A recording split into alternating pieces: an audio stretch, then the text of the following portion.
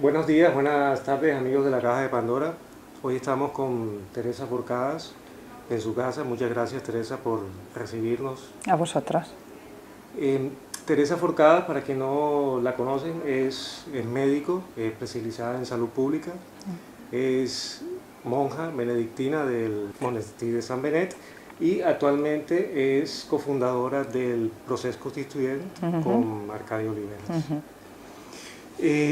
Quería preguntarte, Teresa, ¿cuál ha sido la motivación principal para, aparte del tema científico y el religioso, que son dos grandes campos del conocimiento? Y en la introducción también decir que soy monja del monasterio, pero precisamente por esta fundación y las consecuencias que ha tenido de movimiento político que va a presentarse a las elecciones, entonces ahora yo estoy en una situación que se llama de exclaustración. Sí. Esto quiere decir, durante 3 años yo no resido en el monasterio y tengo una separación de facto de la comunidad. Entonces, dentro de 3 años, pues tengo esta perspectiva de volver a mi comunidad tras haber realizado este intento de colaborar a nivel político, pues a impulsar esta justicia social que siempre es pues el leitmotiv de mis actos. Sí.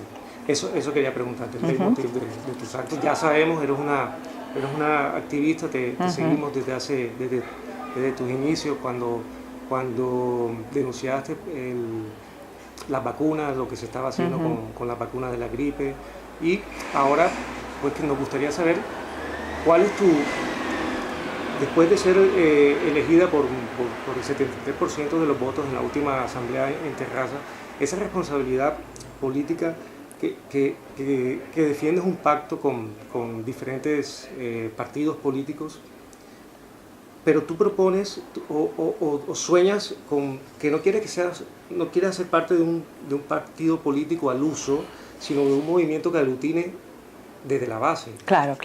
O sea, el instrumento partido político a mí me parece obsoleto. Es decir, me parece que es incapaz, que ha demostrado claramente que es incapaz de avanzar, de hacer avanzar socialmente hacia ese ideal de justicia.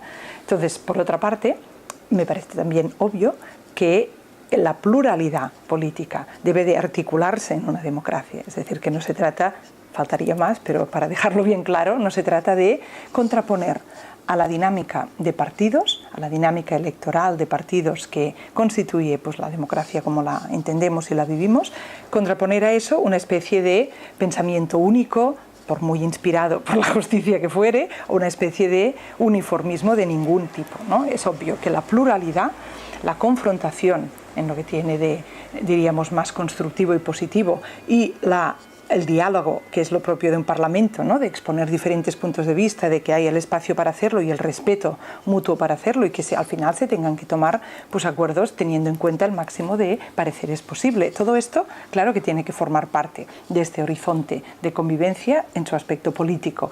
Pero cuando critico a los partidos es porque se han fosilizado unas estructuras que tienen como mínimo, pero yo creo que tienen más, pero como mínimo 2 características que son incompatibles con la justicia social.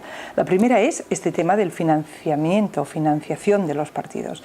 Hoy en día las campañas electorales pues van unidas a una cantidad de dinero que se necesita para poder concurrir que es inasumible para la gente común. Entonces tiene que ser un banco que financie, o tiene que ser una multinacional o alguien con gran capital, y eso está ligado a unos intereses. Entonces eso hace que los movimientos de la base muchas veces no tengan ese acceso. Hay alternativas que son naturalmente utilizadas por algunos de los partidos que hoy existen, y estoy pensando en las CUP, por ejemplo, en Cataluña, candidaturas de Unidad Popular, pero bueno, ellos también hacen una crítica al sistema de partidos. Por tanto, ese sistema tal como impera, el problema del financiamiento, este es un problema obvio que bueno, pues puede resolverse de diferentes formas, pero no dejarlo en manos de quien tiene el poder económico, porque luego se tienen que devolver favores.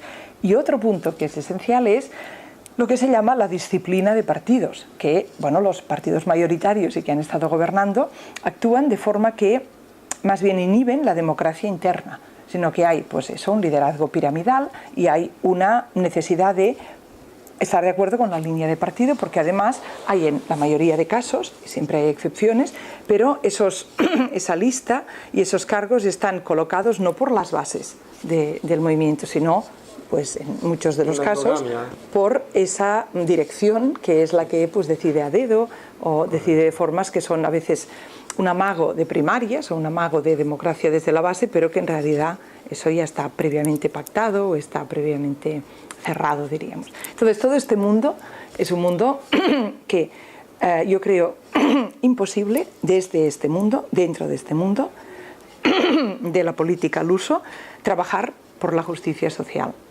Entonces, claro, ¿qué significa? Que nos vayamos a presentar a las elecciones y encima intentando esa confluencia.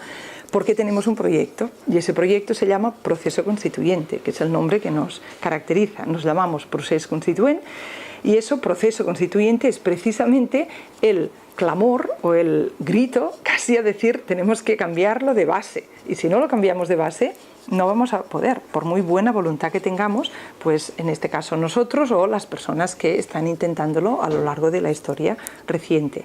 Entonces, proceso constituyente quiere decir que nuestro proyecto político es acceder a ese gobierno alternativo, si pudiéramos, y por eso la confluencia, si pudiéramos conformar un gobierno alternativo en Cataluña para abrir un proceso constituyente, donde de un modo popular, imaginemos asambleas repartidas por todo el país, Cataluña, con los diferentes pueblos y barrios y diríamos por todas partes esa activación de las asambleas de base para discutir precisamente de estos dos problemas que hemos empezado ahora a discutir. ¿Cuál es la mejor facilitación institucional? ¿Cuál es el mejor acompañamiento institucional a ese trabajo que tiene que ser de base, que llamamos pues la construcción de una sociedad justa, ¿no? Nada menos que eso.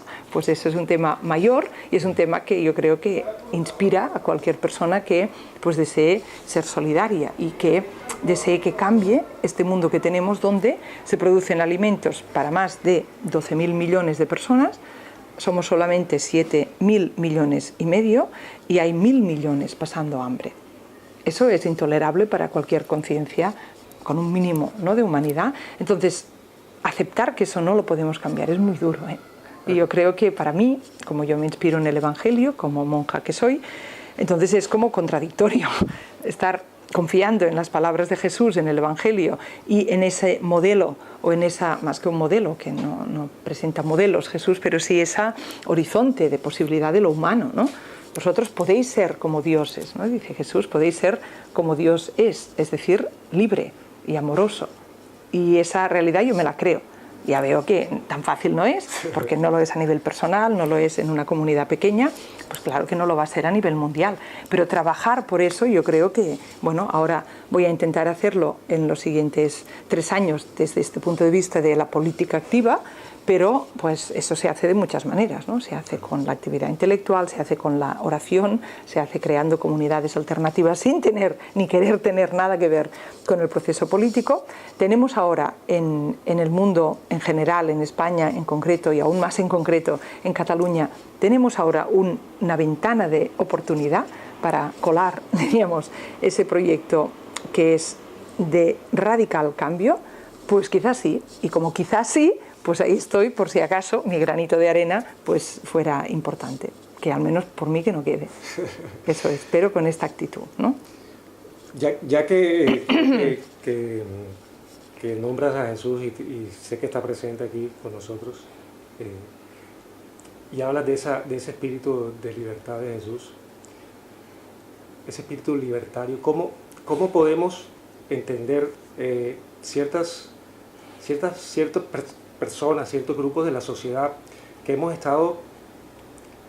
estamos un poco decepcionados y al mismo tiempo informados de cómo funcionan las estructuras políticas, de cómo la actividad del ciudadano políticamente no es vinculante? ¿Cómo podemos nosotros acceder a ser activos, realmente y no simplemente participar por medio de un referéndum, claro, que puedas decir un sí o un no y luego, claro, tomar distancia y que todas esas decisiones vuelvan a estar en manos de una élite que siempre o casi siempre controla todas las alternativas. Bien. Porque luego nos damos cuenta que cuando hay mucha bonanza, cuando hay mucha economía, hay un bipartidismo, pero cuando hay estos procesos económicos que estamos viviendo, se diversifican todas y se produce lo que está sucediendo ahora mismo. Sí, yo creo que el único horizonte que para mí, con la dificultad que conlleva, pero es realista, es la revolución. Esto está claro, y además una revolución que la tenemos que hacer y luego, cuando la hayamos hecho, la tenemos que volver a hacer. Es decir, más que la revolución, la actitud revolucionaria, que esto es un poco contradictorio porque una revolución se concibe como un momento de excepcionalidad. Entonces dices excepcionalidad continua, ¿cómo se entiende eso? ¿De acuerdo? Hay un punto de contradicción, pero creo que sí se puede entender, ¿no? Que lo que se desea, lo que necesitamos para este momento no puede ser a medias tintas, yo lo veo así. Y por tanto, la pregunta era, ¿cómo podemos? Bueno, pues esa conciencia revolucionaria quiere decir estar dispuesto realmente a salir a la calle, estar dispuesto no a votar a una opción que quizá represente esto. Bien, hacer eso, pero además luego estar a punto para salir a la calle, exigir a ese que se ha votado, sea quien sea, que cumpla con eso que ha prometido y además ser capaces de impulsarlo desde abajo, porque si no, aunque por ejemplo esta opción que yo represento y que tiene este contenido que estoy ahora explicando, llegase en confluencia con muchas otras a ser una alternativa de gobierno, incluso en esas circunstancias no haríamos nada. Institucionalmente no se puede hacer esto que estamos pidiendo. Esto tiene que venir desde abajo y por tanto es un proyecto que bueno, pues no puede nadie controlar, ni un partido político, ni un estratega político, ni ninguna cabeza humana puede decir esto va a ir así. No, esto es cada uno. Tenemos que reflexionar sobre esto, quien quiera naturalmente, y ver yo desde mi posición qué puedo aportar. Por tanto, más que una fórmula que yo pueda ofrecer o nadie pueda ofrecer válida para todos, ya está pasado esto de las fórmulas válidas, es intentar contribuir, y más que con la palabra, con la propia vida, contribuir a activar la subjetividad política. ¿Y eso cómo se hace? Pues cada cual se verá, porque es subjetividad, no es objetividad, es decir, no es obedecer consignas, no es marcar el paso, no es seguir a ningún líder, es responsabilizarme yo por mi actividad o mi, diríamos, parcela de responsabilidad política, responsabilizarme, es decir, esa responsabilidad la tengo, pero yo puedo ignorarla, ¿no? Es como un adolescente pues que en su casa tiene una responsabilidad para que el clima del conjunto funcione, pero puede ignorarla y ahí pues espera solamente que los otros le arreglen la cosa. Pongo el ejemplo típico del adolescente, pero pues sé que hay muchos muy responsables. Vivimos en una adolescencia en el proceso humanitario. Entonces, ¿no? Es como que Entonces, esperamos a ver si, bueno, si esto que va mal y la basura que está para tirar y todo eso, a ver quién la recoge. Bueno, pues ahí es estrictamente personal y luego sí, juntamente con esa activación de la subjetividad política a nivel individual, y eso no lo sustituye nadie, entonces la organización, porque solamente a nivel individual esto no lo cambiamos, ¿no? Organizarse, pero esa organización no tiene que ser siguiendo a esto, tiene que ser cada uno organizarse a partir de su conciencia activada políticamente. Claro. Eso es la única solución. No sé si pero eso, si se consigue, es imparable. Entonces, sí, claro. ¿no? Sí, no sé si conoces a Claudio Naranjo. Sí. Él habla... Conozco el nombre y su trabajo. Su trabajo. No sí, personalmente. Correcto. Habla de todos estos procesos en los cuales estamos embarcados desde hace siglos y él hace una crítica no solamente al capitalismo, sino al patriarcalismo, que nos tiene desempoderados, desendiosados de lo que somos. Y además por lo que acabas de comentar, me gustaría leerte un pequeño párrafo que escribió Krishnamurti, que dice, habla sobre la madeja del pensamiento. Nos enfrentamos a una tremenda crisis, una crisis que los políticos nunca podrán resolver porque están programados para pensar de cierta manera.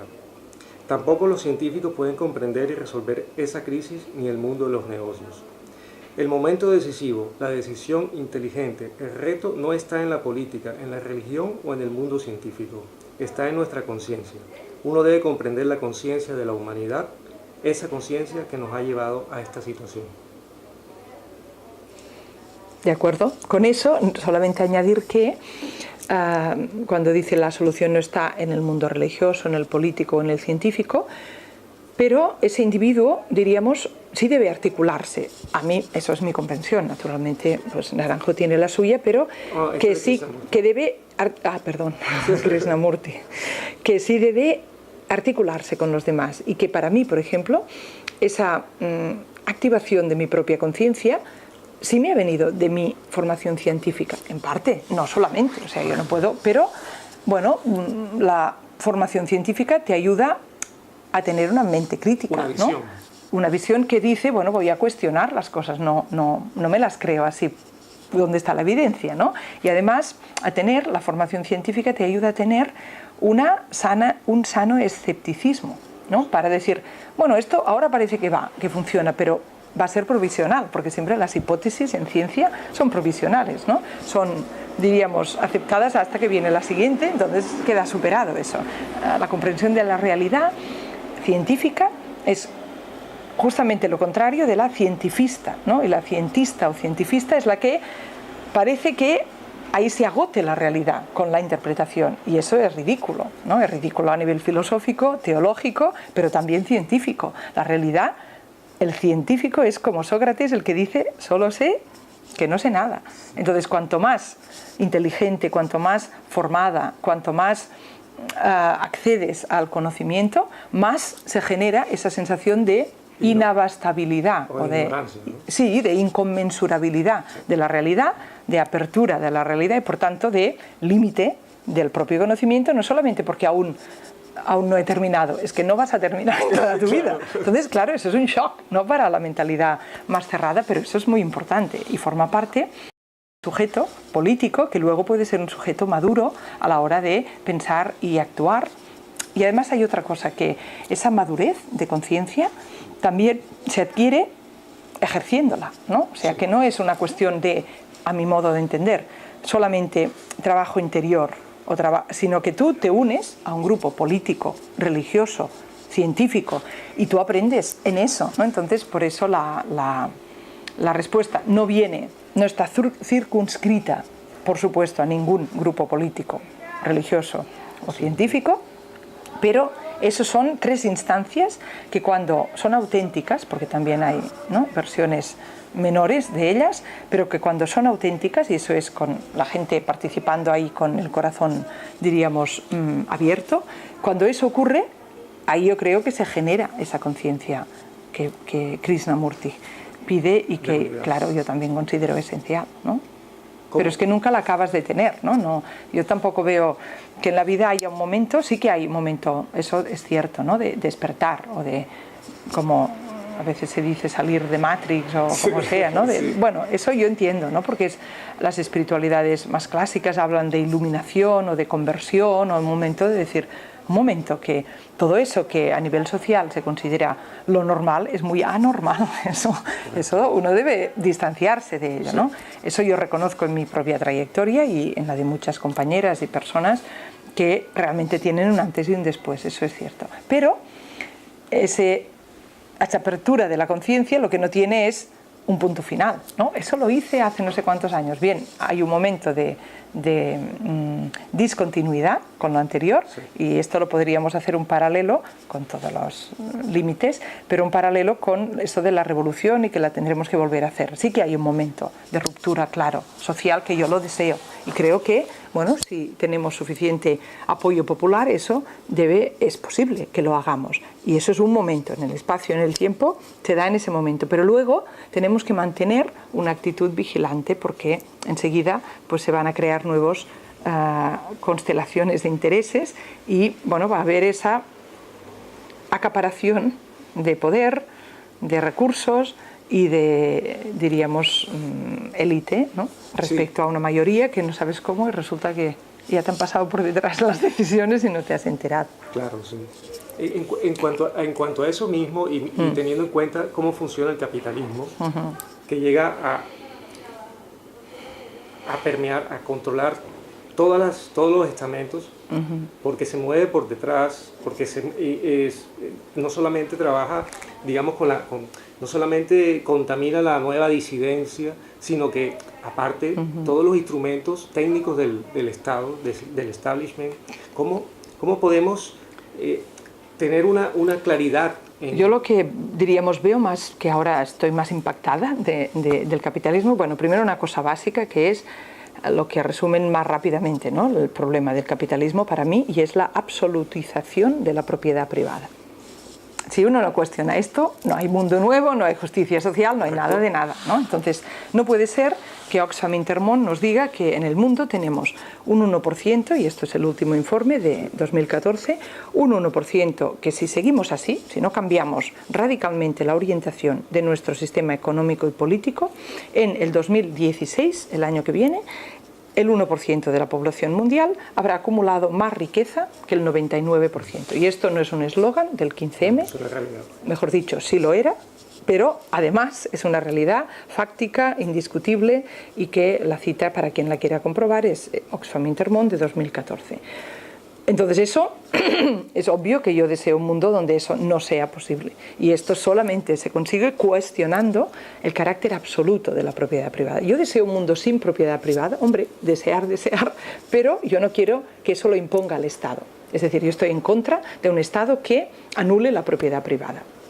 Yo quiero, o sea, pienso que lo que se corresponde a la justicia social y a la maduración de que hemos estado hablando hasta ahora es la decisión libre de la persona de explorar otras maneras de estar en el mundo y de poseer, ¿no?, colectivamente, pero eso también es propiedad privada. Cuando tú tienes una cooperativa, por ejemplo, en el monasterio, yo puedo decir no tengo propiedad privada, pero no es cierto, no la tengo a nivel individual, pero como monasterio sí tenemos. Entonces esa es para mí una experiencia muy positiva, de renunciar a la propiedad privada individual para responsabilizarme colectivamente de una parcela de mundo, diríamos, y siempre solidariamente con los demás y aceptando unos límites que si pues nuestro monasterio empezara a acumular riqueza, pues a mí me parecería estupendo que viniera diríamos, que existiera ese límite a que eso fuera posible, y en caso que se diera, pues que se repartiera, ¿no? Esto es obvio porque cuando hablamos de riqueza no hablamos solamente de dinero.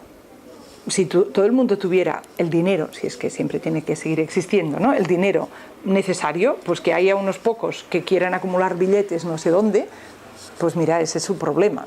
Esto es ilusorio, pero podríamos pensar así, ¿no?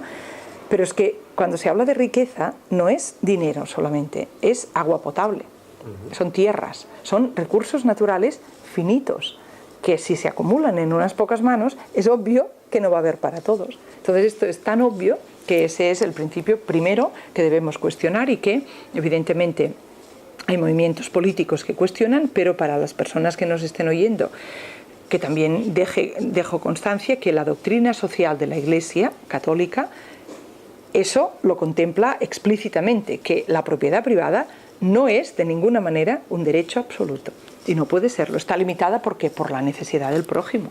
Es obvio que tú no puedes aspirar a ser coherente con el Evangelio y defender una ordenación social que permita a una persona acumular lo que no necesita, y no solamente lo que no necesita, lo que no va a poder ni contar en su vida, contar cuánto tengo, porque es demasiado para toda una vida de contarlo, que tú permitas eso mientras al lado hay alguien que muere de hambre. Ese mundo es contrario al Evangelio y es contrario a todas mis convicciones. Entonces esto, lo primero, de cuestionar del sistema capitalista. Pero antes te decía, lo que ahora yo estoy más fascinada del análisis del capitalismo es precisamente en su parte de mecánica ciega. O sea, hay una parte de decisiones políticas, es obvio, y de responsabilidades y diríamos, de intencionalidad, de hundir unas empresas, de hacer progresar otras, de desestabilizar gobiernos, que se hace eso, pues eso no es inherente al capitalismo, pero permite esa actuación a nivel internacional, está facilitada por la acumulación esta de dinero, pero también podrías imaginar un sistema que no fuera capitalista y que una gente acumulara poder y hiciera esas mismas cosas. Por tanto, esto que diríamos rechazo o condeno del mundo actual, evidentemente no es propio del capitalismo, ¿no? Aunque todo lo que permite acumular poder y capital, luego hace que las personas que tienen este acúmulo pues se dediquen a jugar a ajedrez con el tablero mundial, ¿no? Pero lo que sí parece propio del capitalismo es esa irresponsabilidad de la marcha del mundo. ¿En qué sentido? Hay un documental que quizá muchos habréis visto y que yo recomiendo, que se titula El banquero alemán. Ese se pasó aquí en catalán o en castellano en los cines Verdi no hace mucho, pero yo lo he visto en internet, en versión original, que es alemana, pero quizá está traducido o subtitulado. El banquero alemán, no hace mucho que lo hicieron. Es un reportaje y una persona que es banquero alemán pues explica su experiencia y comparte algunas de las, diríamos, realidades de cómo funciona este mercado especulativo pues hoy en día. Y hay un momento de la película donde dice: hace 4 años, la mediana de tenencia, o sea, la media de tiempo de tenencia de acciones bursátiles, o sea, tú en la bolsa compras y vendes, ¿no? Pues ¿cuál es la media de tiempo que tú tienes esas acciones en tu propiedad? Decía ese banquero, hace 4 años era de 4 horas. En 4 horas tú lo que has comprado de media ya lo has vendido. Y él decía, y eso es una película de hace 2 años, por tanto ya no quieran saber lo que será hoy en día, pero hace 2 años, decía ese banquero, hoy la media es 22 segundos. Eso es lo que quiero ahora analizar brevemente. 22 segundos quiere decir que en 22 segundos tú lo que has comprado ya lo has vuelto a vender. Y en tus manos solo ha estado 22 segundos. Esto es imposible para un cerebro humano. Tú no puedes hacer una transacción comercial porque tú no puedes evaluar. Se supone que hay alguien pensando, ¿no? Que dice, esto está bien comprarlo y ahora está bien venderlo. Pero bueno, eso tienes que decidir con unos criterios. ¿Cómo puedes eso en 22 segundos? Es imposible para un cerebro humano. Entonces, ¿no lo hacen cerebros humanos eso? No, lo hacen máquinas. ¿Pero cómo que lo hacen máquinas? Que esto que nos dice el telediario cada día, que si la bolsa sube, que si baja, ¿estos son máquinas que están haciendo cálculos y están a lo mejor arruinando empresas o regiones económicas enteras o incluso países en su momento? Bueno, pues esto es muy importante saberlo. Hay ese aspecto ciego, que luego hay personas pues que están intentando con el dinero que obtienen con ese mecanismo pues afectar de forma consciente políticas, gobiernos y la marcha del mundo, pero que hay ese punto de irresponsabilidad. Y eso quería, diríamos, ponerlo en contraste con otra consideración propia del capitalismo, que es esa competitividad exacerbada o sin freno, esa competitividad ilimitada y las consecuencias que conlleva, que son nefastas, ¿no? Tú puedes decir, pero ¿cómo puede ser que haya gente en el mundo? Y el informe que he citado antes de Oxfam Intermón dice, ¿cómo tenerlo todo y querer aún más? Que es como una contradicción absurda. ¿Cómo puede ser que haya gente que tenga casas y tierras y eso que he dicho antes, más de lo que pueden incluso concebir que tienen o contar que tienen y quieran más? ¿Eso cómo puede ser? ¿Tanta gente enferma hay en el mundo? No son gente enferma, son personas que saben que si no ganan más al siguiente año lo pueden perder todo. Ese es el mundo que estamos permitiendo.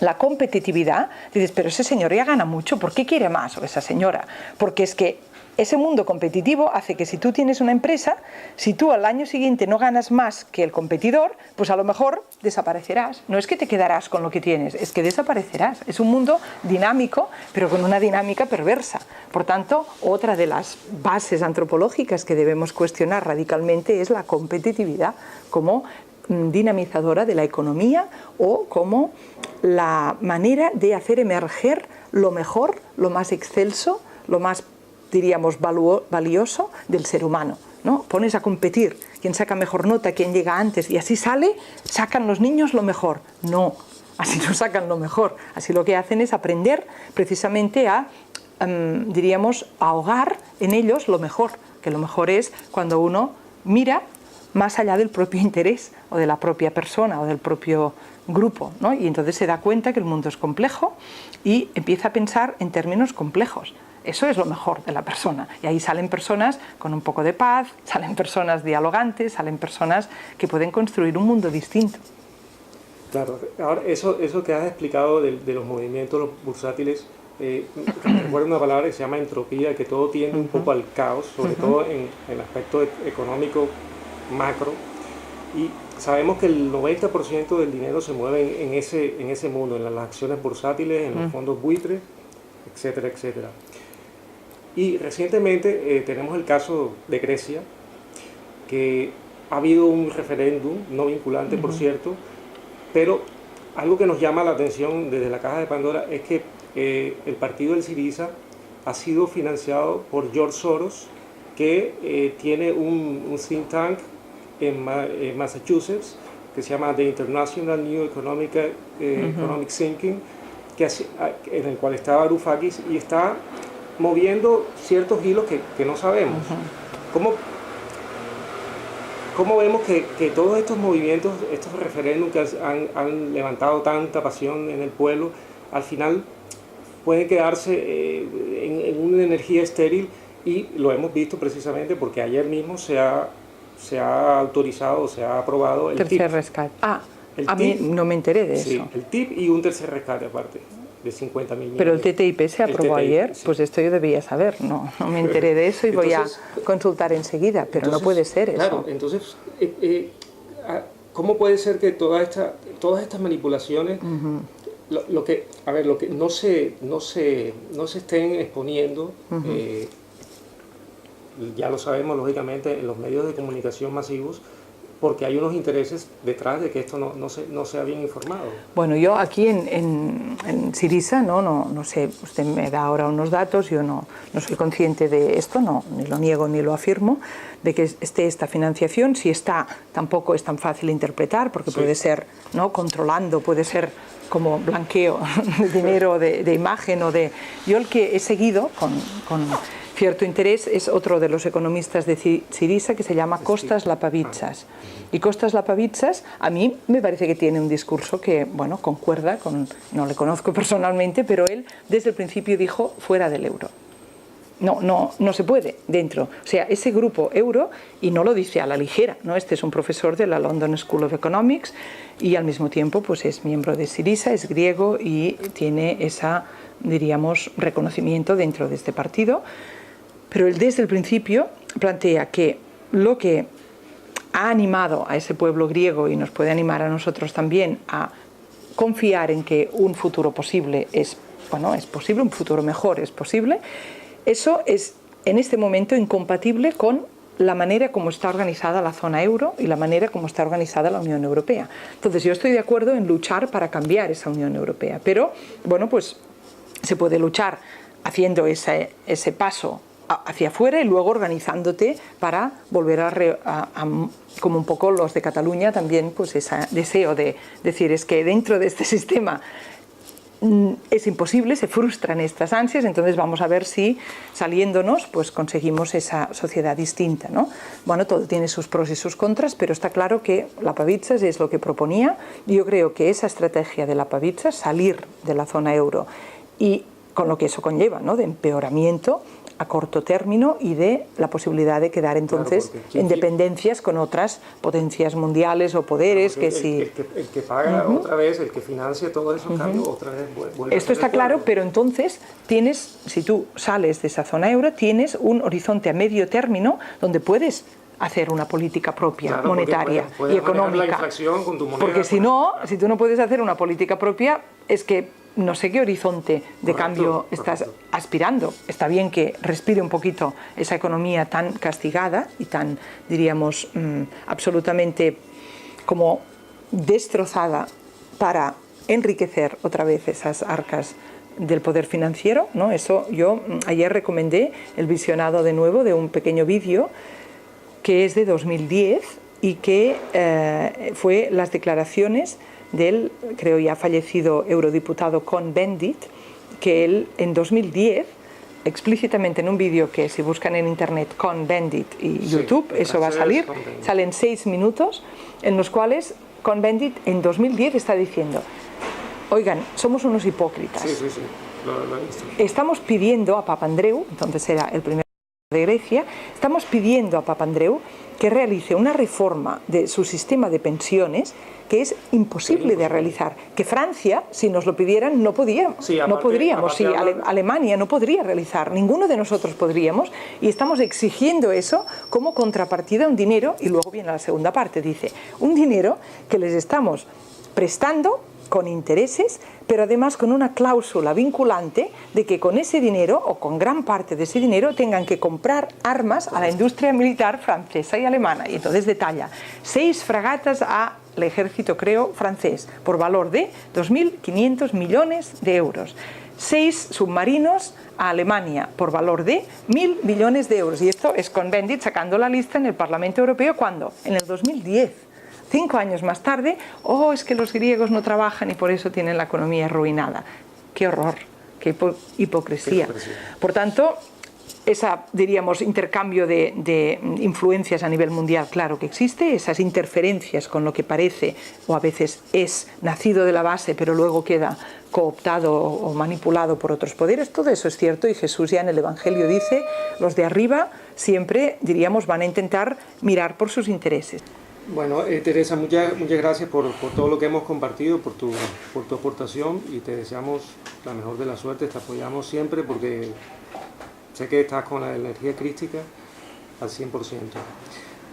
Yo quería comentarte, luego de todo esto que hemos hablado de cómo funciona el capitalismo, cómo la conciencia es muy importante para realmente tomar este poder nuestro, no sé si sabemos que la esclavitud que tenemos en esta sociedad se mantiene a través de la deuda. La deuda es la que esto lo conversé con Arcadio Oliveras, y le pregunté y le hablé sobre lo que es la tabula rasa. Eso también sale escrito en la Biblia, y es que cada 7 años cada 50, 7 veces 7. 7 veces 7 el jubileo. El jubileo. Se sacaban, liberaban los presos y se condonaban las deudas. Y otra cosa, y la tierra se devuelve al propietario original. Correcto. Que eso no nos olvidemos, porque si no... Muy importante. Claro, eso es muy importante. Eso, por cierto, hay personas que dicen que existió como institución. Es cierto que en el libro del Levítico, en la Biblia, aparece, pero yo no tengo constancia histórica, lo deseo que hubiera existido, pero yo creo que eso fue una, diríamos, disposición legal que indica un deseo y una orientación de esa legislación, pero yo creo que nunca se aplicó. Es como los derechos humanos. Esperemos que sí haya sucedido. Que ahí están, pero que luego salen, ¿no? Hannah Arendt y ¿quién tiene derecho a tener derechos? ¿No? Si el derecho humano tiene significado como noción es por su universalidad, pero es obvio que eso no está siendo respetado, ¿no? Entonces, ese jubileo bíblico es una disposición legal que es muy importante que exista porque indica esa voluntad política, pero que lamentablemente seguramente nunca se realizó en la práctica. Claro, yo a lo que quería llegar es, en base a lo que es el lenguaje y a las leyes, nosotros apenas nacemos, somos registrados como una mercancía. Nuestro DNI se escribe en letras mayúsculas y existe una ley que se llama de almirantazgo, que nació en el 33, luego de la primera depresión de Estados Unidos, por the United States Bank. Llegó a un acuerdo con todos los políticos, y a partir de ese momento todos los nacidos fueron certificados como mercancía. Eso actualmente se utiliza, no sé si lo has investigado, pero es muy importante porque con nosotros, desde nuestro nacimiento hasta nuestra muerte, cuentan como productores y generadores de una deuda y de un capital. Bueno, por eso es otro apunte, diríamos, bíblico, que estamos hoy muy bíblicos, que dice no hagáis el censo. No, que no se haga el censo. Dice, hombre, ¿cómo vamos a trabajar sin censo? Dice, bueno, porque es que hacer el censo tiene, diríamos, esa característica de contar a las personas, que parece básica para pues, cualquier funcionamiento social hoy en día, pero bueno, no es obligatorio tener a la gente contados, y eso pues es interesante ese pasaje, ¿no? Donde dice, no contemos a las personas porque se cuentan para enviarlos a la guerra, para, diríamos, exigirles un tributo. Entonces vamos a pensar una sociedad donde las personas nos miremos los unos a los otros, no como un número. Sí, no como un número, diríamos, que pertenece a una estrategia o algo así. Y ya para terminar, que yo sé que tú has trabajado mucho en la teología feminista. ¿Feminismo burgués o feminismo libertario? A ver si sabes que te voy a contestar. Hay una pregunta más retórica. Obviamente, ¿no? Esa característica que del feminismo yo destaco es ese cambio absoluto de mirada sobre el mundo, ¿no? Es una mirada sobre el mundo que rechaza cualquier estereotipación, ¿no? Y la estereotipación de género pues es una muy potente, pero que ya empieza a decir a la gente lo que tienen que ser. Entonces, ¿cómo voy a estar a favor de un encasillamiento cuando para mí la experiencia espiritual es precisamente la de salirse de los límites, ¿no? Es la experiencia mística que te aboca a una realidad sin fronteras donde tú no tienes fórmulas y no puedes decir, yo voy a seguir a... No, no, esto tiene que ser original. ¿Cómo original? Creación, ¿no? Como la persona concebida como autocreación. Pues en ese sentido, siempre el llamado feminismo popular o feminismo de base, que siempre ha sido crear espacio para que las personas nos autodeterminemos, y las mujeres muy especialmente. Muchas gracias, Teresa, ha sido un placer estar aquí en tu casa. Pues hasta pronto. Y éxitos. De acuerdo. Bendiciones. Gracias. Gracias. Tu bendición te la pido, por favor. Ya sé que Pues vamos a hacerla de corazón a corazón. Corazón.